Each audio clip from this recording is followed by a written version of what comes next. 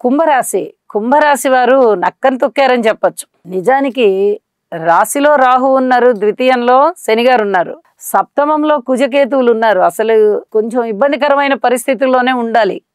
కానీ చూడండి, తృతీయ స్థానం చంద్రుడు, చతుర్థ స్థానం శుక్రాచార్యుల వారు, పంచమ స్థానంలో గురువుగారు, షష్ఠ స్థానంలో రవి బుధులు ప్లస్ బుధాదిత్య యోగము. ఇంత అద్భుతమైన గ్రహ స్థితులు ఉన్నప్పుడు అసలు ఏలినాటి శని బాధలే పక్కకి వెళ్ళిపోతాయి. అనుకున్న పనులు అనుకున్నట్టుగా అవుతాయి. మీ జీవిత ధ్యేయం నెరవేరడానికి కావలసినటువంటి ప్రణాళికలు సిద్ధం చేసుకొని ముందరికి ఉంటారు. ఊహించని ధనలాభాలు ఉంటాయి.